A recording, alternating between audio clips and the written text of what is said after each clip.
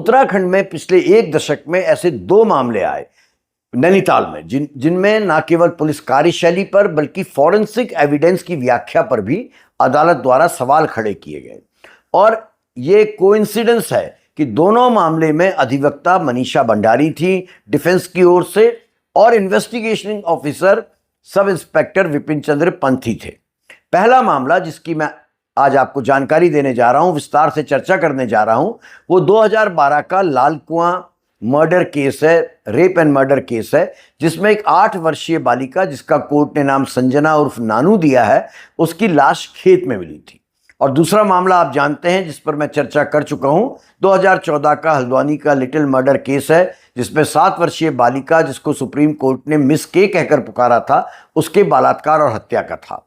दोनों ही मामलों में जांच अधिकारी एक ही व्यक्ति रहे, सब इंस्पेक्टर विपिन चंद्र पंत, और दोनों ही मामलों में वकील रही हैं श्रीमती मनीषा भंडारी, जिन्होंने अपने तर्कों से यह साबित कर दिया कि नैनीताल पुलिस का इन्वेस्टिगेशन पूरी तरह गलत था, बॉस्ड अप इन्वेस्टिगेशन था। तो चलिए आज चर्चा करते हैं इस केस नंबर 50 की।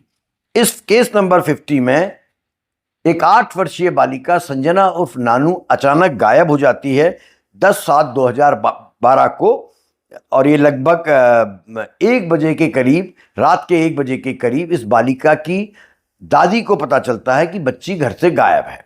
और उसके बाद शुरू होता है इस बच्ची को तलाशने का काम। इस बच्ची के परिजन और ग्रामीण पूरी रात बच्ची को तलाशते रहे और अगली सुबह उन्हें उसका शव एक खेत में पड़ा मिला था। शव के पास एक कपड़े का टुकड़ा था और बच्ची के अंडरगारमेंट्स थे। यह मामला लालकुआं पुलिस में थाने में दर्ज हुआ था और उस समय भी इसकी जिम्मेदारी सब इंस्पेक्टर विपिन चंद्र पंत को और उनकी टीम को सौंपी गई। डॉक्टरों ने शव का परीक्षण किया और उससे पता चला कि मृत्यु का कारण था गला दबाना, और रिपोर्ट में सेक्सुअल हैरेसमेंट, यौन उत्पीड़न की भी संकेत मिले। डॉक्टरों का स्पष्ट कहना था कि पहले बच्ची के साथ यौन शोषण हुआ, पहले रेप हुआ और उसके बाद उसकी हत्या कर दी गई गला दबा के।